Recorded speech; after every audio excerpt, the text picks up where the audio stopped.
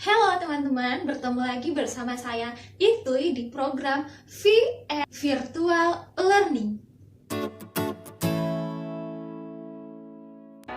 Nah, sebelum kita masuk kepada pembelajaran kita hari ini, seperti biasa, saya mempunyai beberapa pertanyaan untuk teman-teman semua. Pernahkah teman-teman memperhatikan tanaman di lingkungan sekitar tempat tinggal kalian? Tentu pernah. Nah, apakah kalian tidak pernah berpikir bagaimana tanaman tersebut dapat berkembang biak dan memperbanyak diri? Pernah ya mungkin? Nah, sebelum kita lanjutkan pembahasannya, saya punya gambar buat kalian semua. Silakan perhatikan gambar yang ada di depan. Menurut kalian, apa proses yang terjadi pada gambar tersebut? Ya, pertumbuhan, bertambah tingginya tanaman. Ya, ini adalah proses perkembangbiakan tanaman.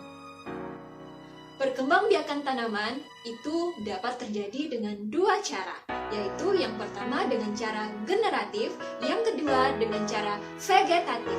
Apa sih tuh bedanya perkembangbiakan tanaman secara generatif dan perkembangbiakan tanaman secara vegetatif? Perkembangbiakan tanaman secara generatif adalah perkembangbiakan tanaman secara seksual, yaitu dengan cara kawin. Nah, sementara perkembangbiakan tanaman secara vegetatif adalah perkembangbiakan tanaman secara aseksual atau tidak kawin, yaitu dengan bantuan manusia ataupun dapat tumbuh dengan sendirinya.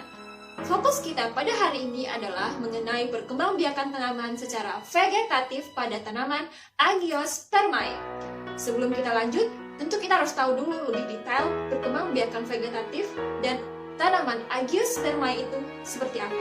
Perkembangbiakan tanaman secara vegetatif adalah perkembangbiakan tanpa melalui proses fertilisasi dan menggunakan bagian tubuh dari tanaman itu sendiri untuk memperbanyak dirinya.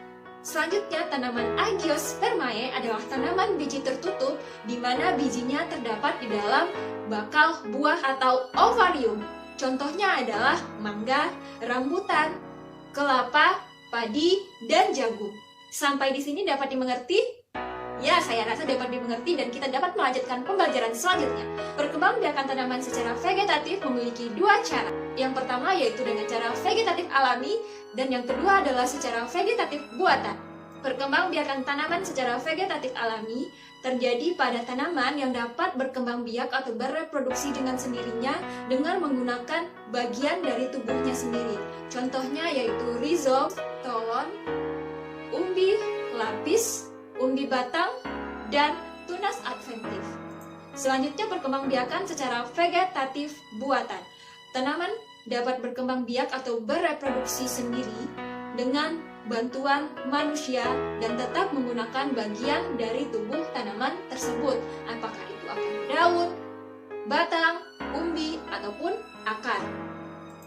Contohnya adalah dengan cara cangkok, merunduk, menyambung, menempel, dan stek.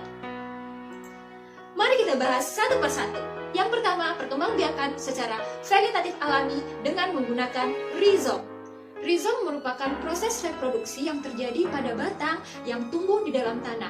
Batang ini berasal dari tunas yang tumbuh pada buku dari tanaman yang berkembang biak secara rhizoma. Nah, tanaman apa yang berkembang biak dengan rhizom? Tanaman yang berkembang biak dengan rhizom adalah seperti jahe, kunyit, kencur, lengkuas, temulawak. Nah, kalian pernah kan memperhatikan jahe, kunyit, temulawak, atau lengkuas? Nah, di bagian-bagian jahe itu terdapat buku dan ruas. Nah, tunas nanti akan tumbuh di bagian buku dan akan berkembang menjadi batang. Nah, itulah yang disebut dengan perkembangbiakan tanaman vegetatif alami dengan cara rhizom. Selanjutnya yaitu dengan cara stolon. Stolon merupakan batang yang menjalar di permukaan tanah. Nanti di antara ruas-ruas batang akan tumbuh tunas yang akan tumbuh menjadi batang baru dan itulah yang akan menjadi bahan perbanyakan tanaman nantinya yang akan tumbuh menjadi akar baru dan dapat ditanam atau dipisah dari tanaman induknya. Tanaman yang berkembang biak secara stolon adalah stroberi. Selanjutnya, perkembangbiakan tanaman secara vegetatif alami dengan menggunakan umbi lapis. Kenapa disebut dengan umbi lapis? Kalian bisa memperhatikan bagian dari bawang, dan bawang adalah merupakan salah satu contoh tanaman yang berkembang biak secara vegetatif alami menggunakan umbi lapis. Di dalam bawang terdapat lapisan yang berlapis-lapis. Dari lapisan atau daging buah itu nanti akan tumbuh batang yang lunak dari bagian bawah. Nah, itu nanti yang akan menjadi bahan pertumbuhan tanaman itu sendiri dan akan dapat ditanam di dalam tanah. Selanjutnya yaitu perkembangbiakan secara vegetatif alami menggunakan umbi batang. Perkembangbiakan tanaman secara alami dengan menggunakan umbi batang terjadi pada tumbuhan yang mengalami pembengkakan pada batang di dalam tanah dan berisikan cadangan makanan. Contoh dari tanaman yang menggunakan perkembangbiakan secara vegetatif alami dengan umbi batang adalah ubi jalar dan kentang.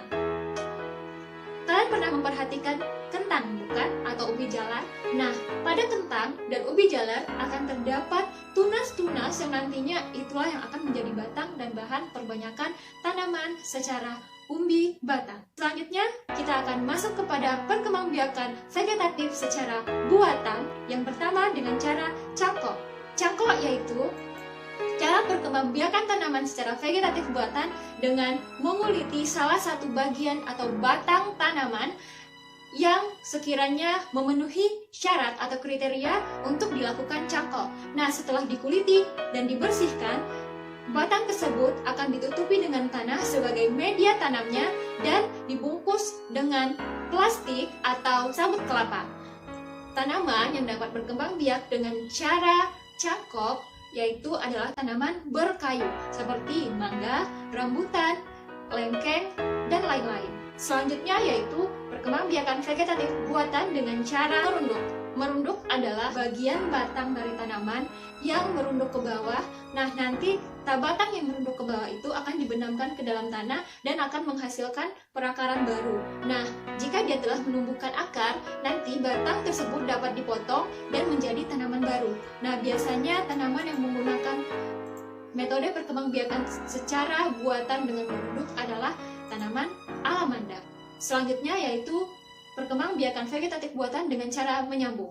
Sambung ini dilakukan untuk menghasilkan tanaman baru yang sejenis namun dengan karakteristik berbeda. Nah, seperti terong ungu dan terong hijau atau bunga bougainville atau bunga kertas. Nah, nanti akan diambil pucuk dari tanaman yang akan disambungkan kepada tanaman induknya yang akan menghasilkan jenis yang berbeda dalam satu tanaman.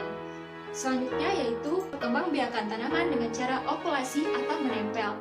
Perkembangbiakan tanaman secara okulasi atau menempel biasanya dilakukan oleh petani untuk mendapatkan bibit unggul. Contohnya, tanaman mangga yang memiliki buah yang lebat namun batangnya lemah alias tidak kokoh akan ditempel kepada tanaman mangga yang menghasilkan buah kecil, tidak enak atau asam dan memiliki batang yang kuat.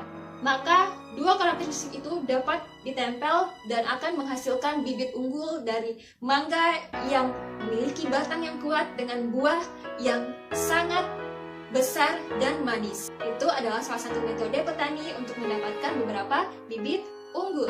Selanjutnya perkembangbiakan vegetatif buatan dengan menggunakan stek. Stek ini digunakan dengan memotong bagian batang tanaman dan menanamnya kembali ke dalam tanah. Nah, biasanya stek ini dilakukan pada ubi jalar. Sampai di sini dapat dimengerti? Ya, saya pikir kalian dapat mengerti dengan baik. Sekarang saya ingin bertanya kepada kalian, kira-kira dari semua penjelasan saya, mana ya bagian tanaman yang dapat dijadikan bahan perbanyakan untuk perbanyakan tanaman secara vegetatif? Ya, ada batang, daun, akar, dan umbi. Nah, semua bagian tanaman tersebut dapat digunakan sebagai bahan perbanyakan tanaman secara vegetatif. Dari semua pelajaran kita hari ini, kira-kira apa ya gunanya kita melakukan perbanyakan tanaman atau perkembangbiakan tanaman secara vegetatif? Ya, tentunya memiliki manfaat. Karena perkembangbiakan tanaman secara vegetatif akan menghasilkan tanaman yang persis sama dengan induknya. Dan yang kedua, tanaman yang dikembangbiakan dengan cara vegetatif buatan akan menghasilkan buah dengan cepat. Dan sebelum kita mengakhiri pertemuan kita hari ini, saya memiliki evaluasi untuk kalian semua. Kalian dapat pause video ini jika kalian ingin mencari tahu sendiri terlebih dahulu, tapi kalian dapat melanjutkannya jika kalian ingin membahas bersamanya dengan saya. Nah, di depan ini ada tabel yang berisikan beberapa jenis tanaman, dan kalian dapat menjawab apa bagian tanaman yang digunakan untuk bahan perbanyakan dan dengan cara apa dia dapat berkembang biak, vegetatif buatan atau vegetatif alami. Mari kita bahas bersama-sama. Pisang menggunakan batang sebagai bahan perkembangbiakan tanaman secara vegetatif alami. Bawang merah menggunakan umbi sebagai bahan perbanyakan tanaman secara vegetatif alami dengan umbi lapis. Mawar menggunakan batang sebagai bahan perbanyakan tanaman secara vegetatif alami dan vegetatif buatan. Cocor bebek menggunakan daun sebagai bahan perbanyakan tanaman secara vegetatif alami dan vegetatif buatan.